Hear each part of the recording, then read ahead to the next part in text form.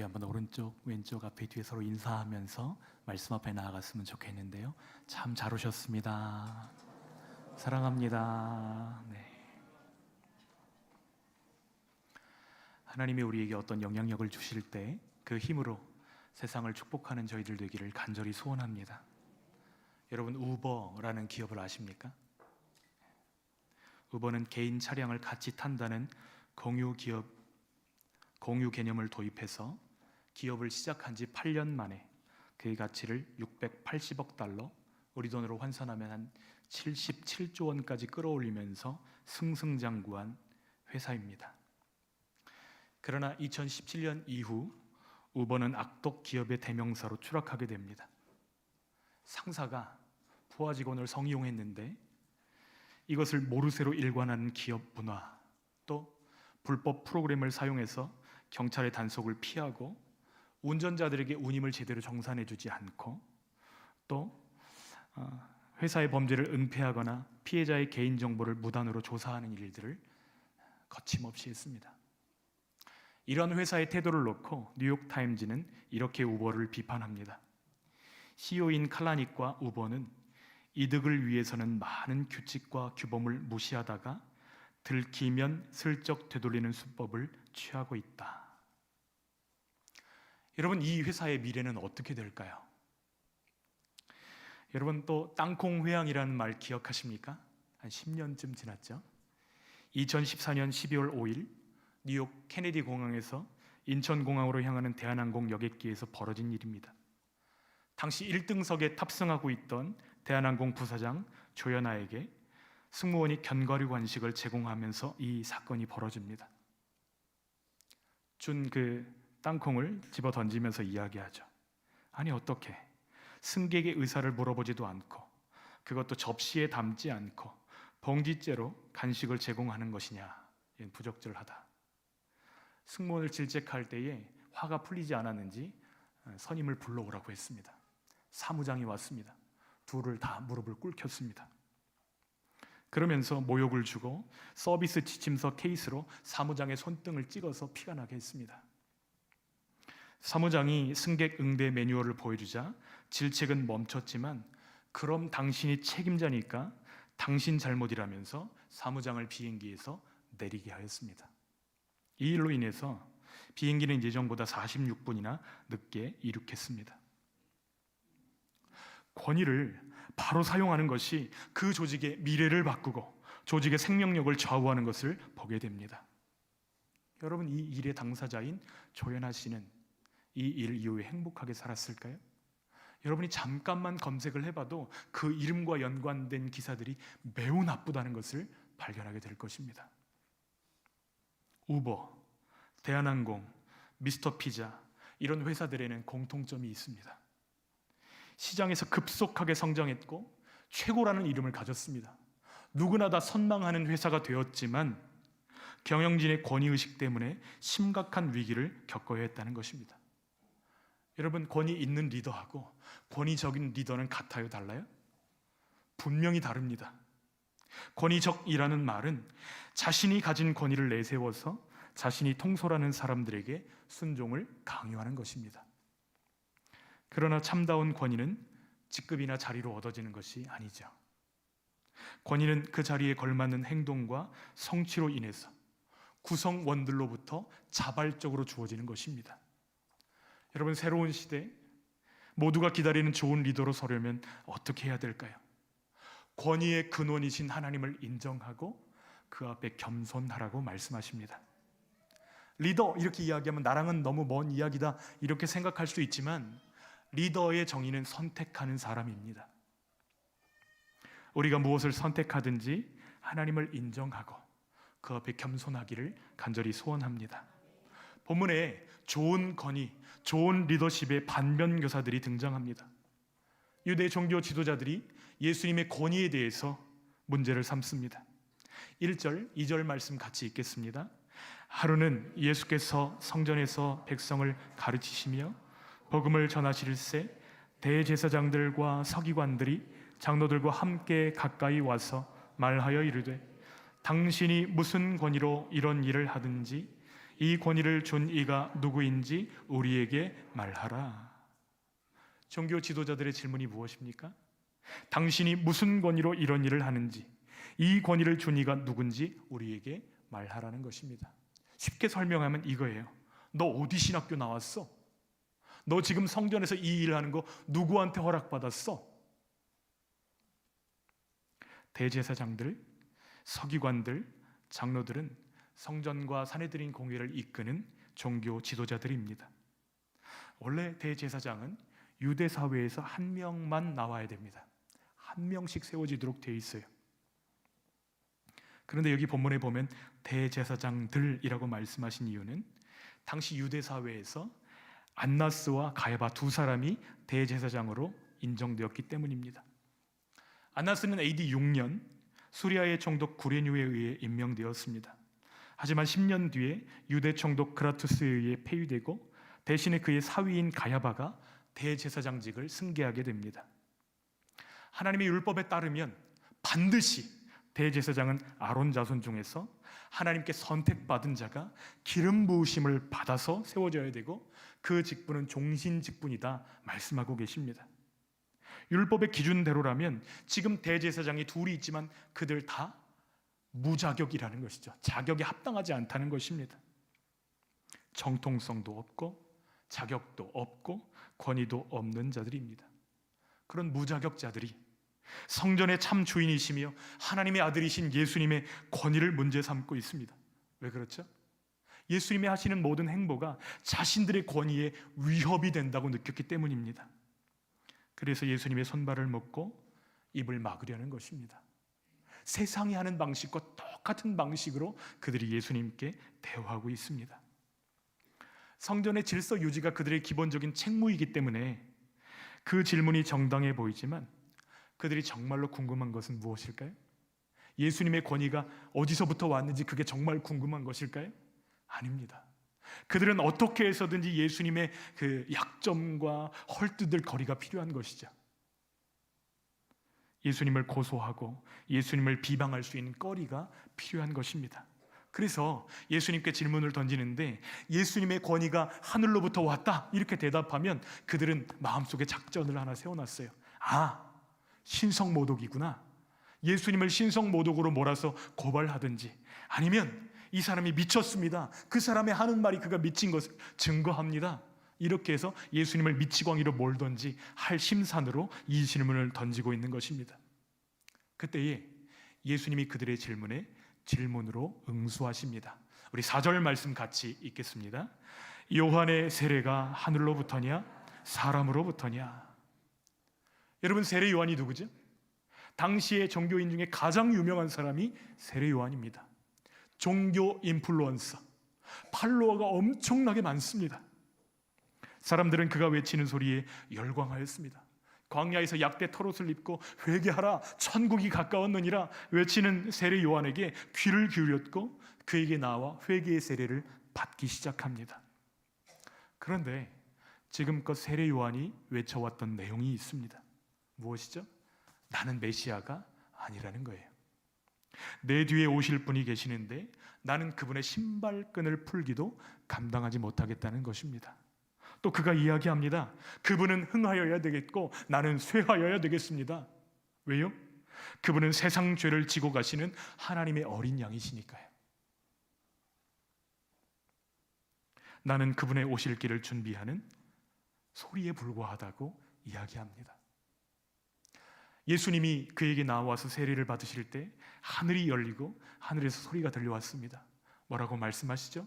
이는 내 사랑하는 아들이요 내 기뻐하는 자라. 하늘에서부터 들려온 음성, 그것을 사람들은 들었습니다. 세례 요한이 그것을 증거할 때 세례 요한의 손끝이 화살표처럼 예수님을 가리키고 있는 것입니다. 예수님이 세례 요한을 들어서 종교 지도자들에게 질문하십니다. 그러면 요한의 세례는 하늘로부터 말미암은 것인가? 사람들로부터 말미암은 것인가? 사람들은 세례 요한이 하나님이 보내신 선지자라고 분명하게 믿었습니다. 그의 메시지와 그의 행동이 일치했기 때문이죠. 그런데 만일 요한의 세례가 하늘로부터다 이렇게 대답하면 왜 그를 믿지 않았느냐 이렇게 책망받을 것이 분명하고, 사람들로부터입니다 이렇게 대답하면 백성들에게 돌로 맞을 것이 두려웠기 때문에 이 종교 지도자들은 뭐라고 대답해야 되나 서로 의논하기 시작합니다. 누가는 이 부분에서 그들의 위선을 분명하게 폭로하고 있습니다. 그들은 하나님의 종이라고 자처하면서도 예수님의 권위나 하나님의 진리에는 1도 관심이 없습니다. 그들이 만약 요한의 권위를 인정한다면 요한이 목숨 걸고 증거하는 예수님도 어떻게 해야 돼요? 믿어야 되겠죠.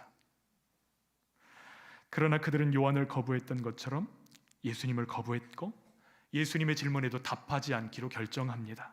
그래서 예수님의 질문에 뭐라고 답하지요? 7절 같이 읽겠습니다. 대답하되 어디로부터인지 알지 못하노라 하니. 여러분, 그들의 침묵이 많은 것을 이야기하고 있습니다. 예수님의 권위가 세례 요한과 같은 곳에서 나왔다는 것을 입증하고 있는 거예요. 이미 사람들은 다 알고 있습니다. 요한의 세례가 어디로부터 왔다는 것을 알아요? 하나님께로부터 왔다는 것을 압니다. 요한이 하나님께로부터 왔다면 예수님도 하나님께로부터 왔다는 것을 그들의 침묵이 증명하는 것입니다. 그러나 종교 지도자들은 나의 지위, 나의 명예, 나의 소유 때문에 하나님을 부인하고 있습니다. 그들의 운명이, 그들이 속한 조직이 어떻게 될지를 보여주는 사인입니다. 우리 선택의 기준이 우리 예수 그리스도이시기를 간절히 소원합니다. 우리가 어떤 일들을 놓고 고민할 때에 예수님이라면 어떻게 하실까? 이것을 질문하고 예수님처럼 선택하는 저와 여러분 되시기를 축복합니다. 결국 예수님도 이들의 질문에 대답하는 것을 거부하십니다. 만약 여러분이 어떤 사람에게 전도하거나 또 그 사람과 믿음에 대해서 논쟁하려고 할 때 정말 이 사람이 하나님께 대해서 궁금한 것인지 아니면 단순히 지금 나랑 싸우려고 하는 것인지 잘 관찰할 필요가 있습니다. 정말로 상대방이 예수님에 대해서 몰라서 궁금해서 이것을 묻고 있다면 우리는 시간을 들이고 노력을 들여서 그 사람에게 설명해 줘야 됩니다. 왜요? 그것이 그를 구원하는 방법이기 때문이죠. 그런데 그 사람이 지금 싸우겠다고 작정하고 내게 달려들면 설명하는 것이 도움이 돼야 안 돼요?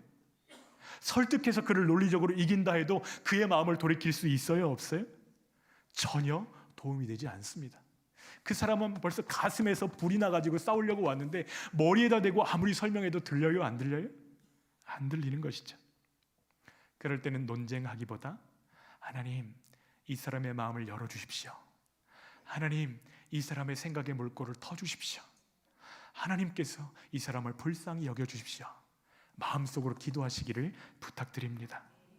그렇게 기다리는 것이 예수님이 하셨던 방법이기 때문이에요. 예수님이 그들에게 답하지 않고 마음속으로만 기도하십니다.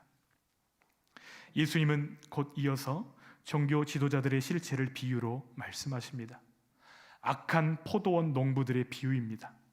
비유를 간단히 설명하면 이렇습니다. 어떤 사람이 포도원을 만들어 놓고 먼 나라에 가야 되는데 소작인들을 뽑아서 그들에게 맡겨놓고 먼 나라에 가게 됩니다. 포도를 거둘 때가 돼서 포도원 주인은 포도원 소출 가운데 얼마를 받기 위해서 종 중에 하나를 보냅니다. 그런데 그 포도원 농부들이 주인의 보냄을 받은 종을 때리고 빈손으로 돌려보냅니다. 그래서 주인은 또 다른 종을 보냅니다. 그랬더니 두 번째 보낸 종들도 때리고 또 빈손으로 돌려보냈습니다. 주인이 세 번째 종을 보냈는데 그들은 이 종에게도 상처를 입혀서 내쫓았습니다. 주인이 생각합니다. 이들이 종을 보내서 그런가? 이제 어떻게 해야 되지? 내 사랑하는 아들을 보내볼까? 그래서 내 아들을 보내면 존중하겠거니 생각하고 아들을 보내는 것입니다. 그러나 농부들은 아들을 보고서 서로 의논하며 말합니다. 자, 저기 오는 저 아들은 상속자다. 그러니까 그를 죽여버리자. 상속자가 죽고 나면 그가 받을 유산이 우리 것이 될 것이다. 이렇게 이야기합니다. 그러면서 주인의 아들을 포도원 바깥으로 내쫓아 죽여버립니다. 그러면 이제 포도원 주인이 그들을 어떻게 할까요? 포도원으로 와서 그 농부들을 진멸하고 포도원을 다른 사람들에게 맡길 것입니다. 실제로 예수님 당시에는 이 유대 땅 갈릴리 땅에 땅을 맡겨놓고 소작으로 맡겨놓고 먼 나라에 살던 이방인 부자들이 많이 있었습니다. 자기 고향으로 돌아가 지내는 경우가 흔했는데 일반적으로 소작료는 그 수확량의 절반에서 4분의 1 정도를 받았습니다. 그런데 땅 주인이 자손도 유언도 남기지 않고 사망할 경우에 그 땅이 소작인들에게 넘어가는 경우가 덜어 있었던 것이죠. 예수님은 당시에 흔히 볼 수 있는 이 일들을 들어서 그들에게 말씀하시는 것입니다.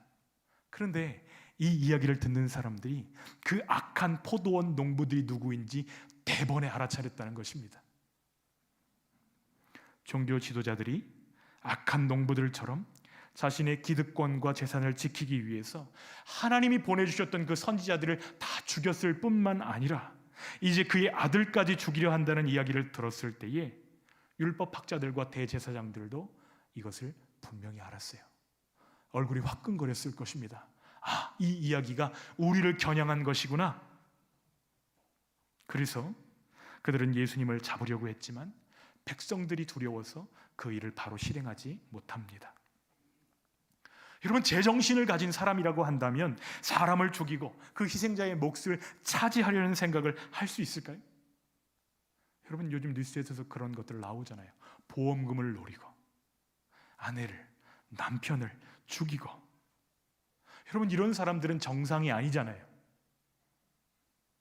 그러나 이것이 지금 이스라엘이 처한 상황인 것입니다.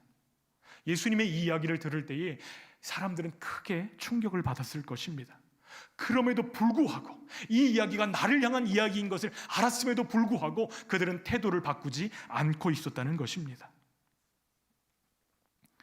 여전히 자신들의 권위는 하나님께로부터 왔고 하나님의 기업을 물려받기에 합당하다는 착각 속에 빠져 있습니다. 여러분, 좋은 권위를 행사하는 방법은 무엇이죠? 그 권위를 주신 분을 의식하고 그 앞에 겸손히 행하는 것인 줄 믿습니다. 지난 주간 한 고3 학생이 수업 중에 선생님이 게임하지 말라 그렇게 했더니 일어나서 선생님의 얼굴을 주먹으로 마구 때린 일들이 뉴스에 나왔습니다. 행동은 생각의 반영이잖아요. 그런 행동을 단순히 우발적인 것이라고 볼 수 있을까요?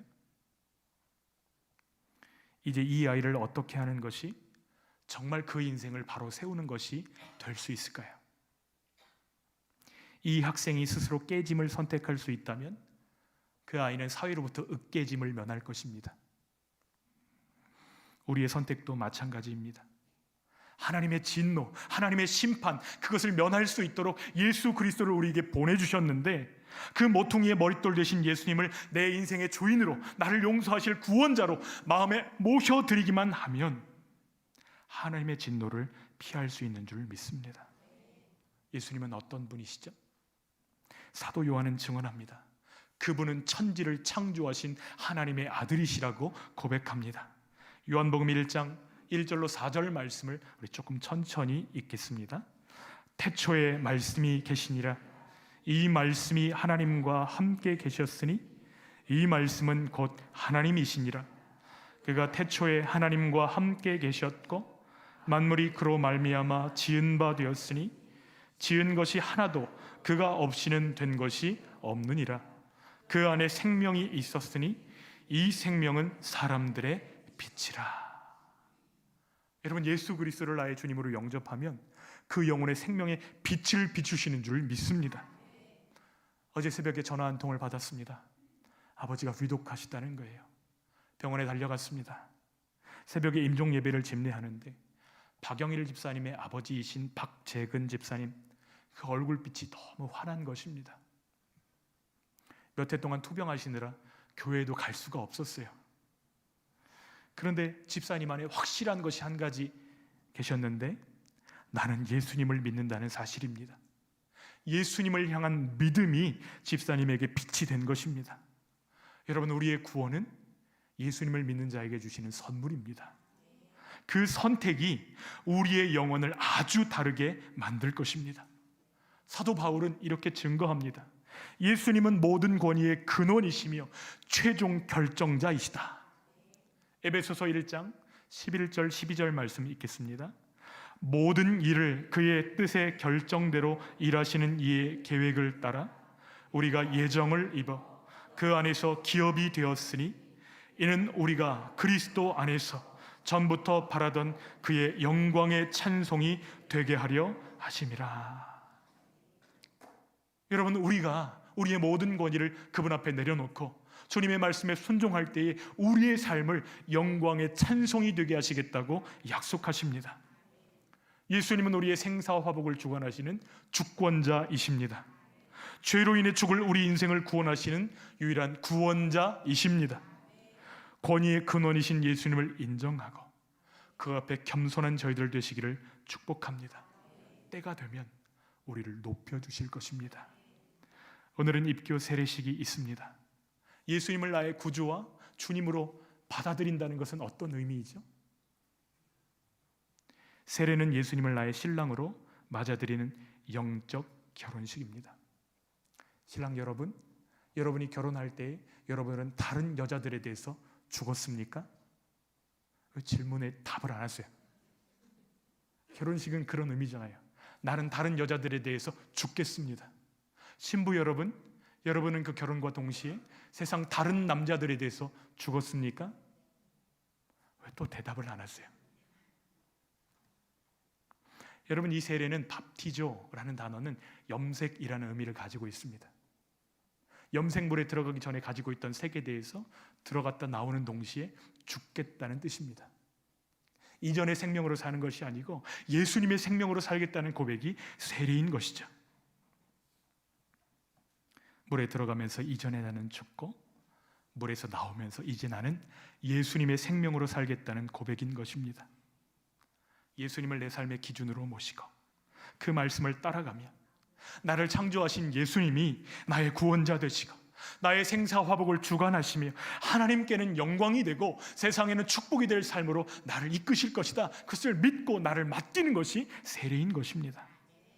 오늘 입교하며 세례 받으시는 분들 뿐만 아니라 우리 모두가 우리 인생의 주인이시며 우리를 죽기까지 사랑하시는 예수님께 우리의 삶을 다 맡겨드리는 복된 시간 되시기를 축복합니다.